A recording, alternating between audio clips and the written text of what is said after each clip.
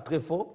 Alors, comme Nasuka, donc prochainement, tu as la sous pour que mekaka ko pesa éducation na ba communauté na biso to yeba ke to za un esprit moko ya mou ko supportaner to za na bolingo to yo ki sa communauté na biso congolaise sonité to za vraiment fort.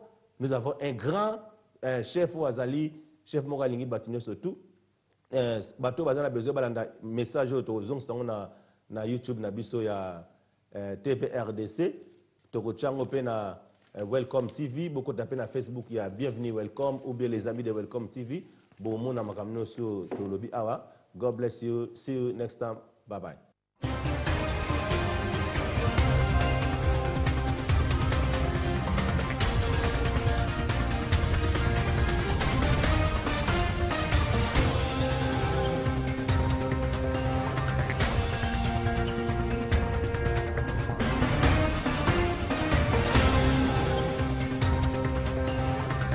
Après les avions Airbus A320, Patrice Emery Lumumba, MZ Laurent Désiré Kabila, les deux héros nationaux, voici deux bombardiers Q400 des aéronefs des dernières générations baptisés respectivement Kimpavita et Clémentine Anouarit Nenga Peta pour saluer la mémoire de ces deux dignes filles congolaises, braves et vertueuses, leur lutte et les valeurs morales qu'elles ont incarnées.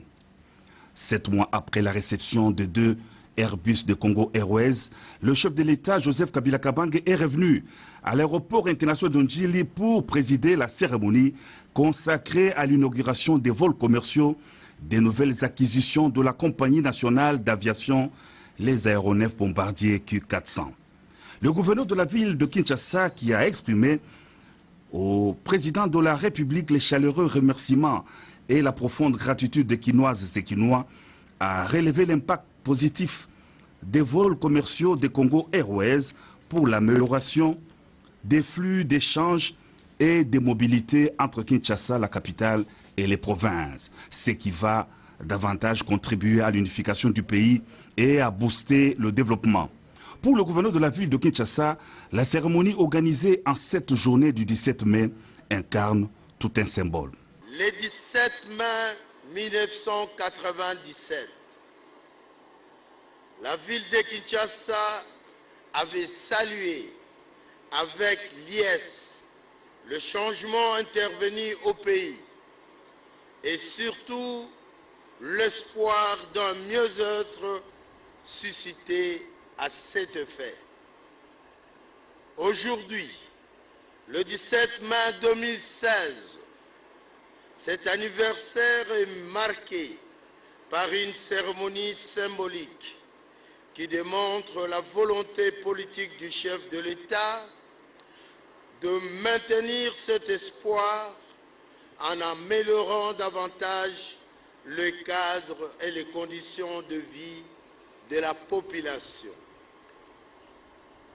En effet, après les efforts entrepris pour relier le territoire national par route et par le fleuve, voilà que se met en place la liaison par voie aérienne. Le directeur général de Congo Airways a souligné la refondation économique de la RDC sous le leadership du président Joseph Kabila Kabange à travers plusieurs réformes courageuses initiées dans divers secteurs de la vie nationale. Congo Airways détient en déant 7 mois 4 aéronefs ultra-modernes. Un record de croissance, a indiqué le directeur général Désiré Balaziré. Kimpavita et Anouarit Negapeta sont des avions modernes très récents, construits en juin et septembre 2010 respectivement. Ils viennent s'ajouter à nos 2 Airbus A320. Ainsi, Congo Airways détient aujourd'hui une flotte de 4 appareils ultra-modernes après seulement 7 mois d'activité. Cela constitue un record de croissance inédite en Afrique centrale et de l'Ouest et témoigne la volonté du gouvernement de faire de cette compagnie une grande référence sur le plan continental. Les nouveaux aéronefs de type bombardier vont desservir les aéroports d'importance intermédiaire du Congo profond, fréquentés par les Congolais moyens, précision du ministre des Transports et Voies de Communication, Justin Kalumba Mwanangongo. Congo Airways va pouvoir desservir les aéroports moyens du territoire national dans le Congo profond. Oui, c'est là, dans l'arrière-pays, que nos populations croupissent les pistes sous la servitude et difficultés de transport. Cette journée va, sans l'ombre d'un seul doute, représenter pour ses compatriotes, à l'instar du 17 mai, une autre libération. Enfin, après avoir immortalisé nos deux héros nationaux, Patrice Emery Lumumba et Laurent Désiré Kabila, deux grands hommes à travers les deux premiers aéronefs de Congo Airways, vous allez aujourd'hui, Excellence, Monsieur le Président de la République, avec ces deux bombardiers, marquer en lettres d'or les noms de deux grandes dames, illustres figures de piété et d'intégrité, consacrant de la plus belle manière le principe de parité qui vous est cher entre femmes et hommes dans la représentativité publique. Les intervenants à la cérémonie des vols commerciaux des Congo Airways ont eu une pensée pieuse en mémoire du ministre de la Culture et des Arts, Baudouin Banzamou-Kalaï, qui vient de quitter la terre des hommes. Les allocutions des circonstances terminées, le président de la République coupe les rubans symboliques inaugurant les vols commerciaux de deux nouveaux aéronefs de Congo Airways. Et il monte à bord du bombardier Kimpavita pour s'enquérir du confort de cet avion de 75 sièges. Le président de la République visite également le deuxième aéronef avant de reprendre sa place à la tribune d'honneur pour assister au vol de deux bombardiers. Anouarite Ngapeta a décollé en direction de Isiro, province du Haut-Uélé, et Kimpavita s'est envolé pour Mwanda, au Congo central.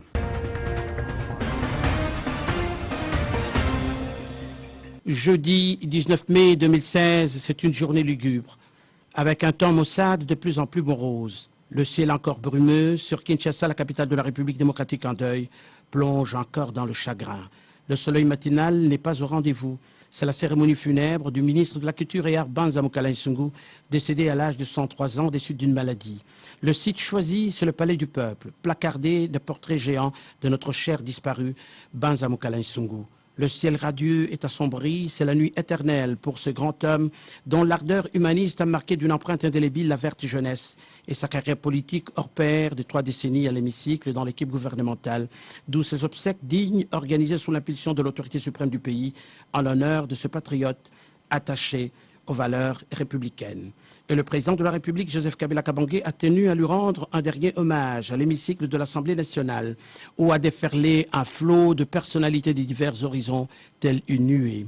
Comme à l'accoutumée, le chef de l'État, tout de noir vêtu, cravaté de sombre, s'est recueilli devant le cercueil recouvert du drapeau national, la gerbe funéraire bien placée sous la chapelle ardente, et immédiatement il a consolé la veuve attristée, la progéniture tout en larmes, la parentèle éplorée et l'assistance chagrinée. Et à l'instant même, celle-ci a coulé en regard de déférence au président de la République pour toutes les marques de solidarité et de compassion à la nation tout entière. Cette attachante éplorée représentée dans le hall, enveloppée d'amertume, à nul autre pareil. De son vivant, le regretté Banzamou-Kalaï Nsungu savait ajouter à sa lyre d'homme de culture une corde de rassembleur patriote. Voilà pourquoi, aussitôt informé de la disparition brusque de cet immortel personnage, le président de la République, père de la nation, a adressé le message de condoléances à la nation tout entière, à la famille et à la parentèle du défunt, dont le trépas a fait l'effet d'une bombe et a provoqué l'onde de choc dans l'opinion samedi au soir. Tous les invités ont lu ce message avec intérêt. On se souviendra que le regretté Banzamou-Kalaï Nsungu, dans sa fraîcheur juvénile, encore élève à l'Institut Kiwélé de Lubumbashi, a eu un goût passionné de belles lettres, dont la section littéraire option latin-philosophie. Aussitôt son diplôme des humanités en main à l'Institut Kilima, il a choisi la faculté des lettres à la Kasapa. Mordu de la communication, il se retrouvait au journal Mujumbe et surtout à l'OZRT, actuel RTNC, où sa voix percutante a captivé des centaines de milliers d'auditeurs avec l'émission phare Forum. Enseignant au secondaire, il a créé le club culturel Lumeza, creuset de la promotion culturelle, rehaussé de la semaine théâtrale, levier de l'éclosion des jeunes dramaturges. En outre, Banza Mukala Nsungu, de 1982 à nos jours, a été un homme de grande valeur, un homme sublime, de générosité, encadreur sportif.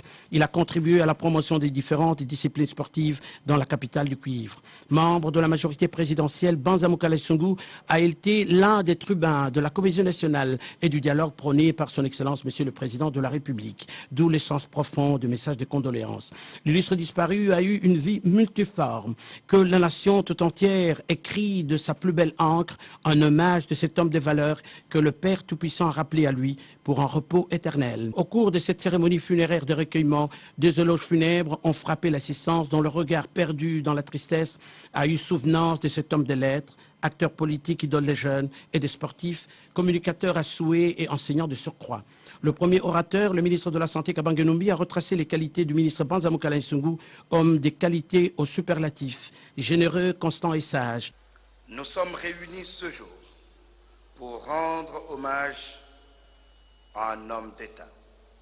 Un homme qui était tellement hors d'atteinte par son expérience politique et sa maîtrise de la culture et des arts, et tout autant si proche de chacun de nous par sa simplicité, son humanisme et sa générosité.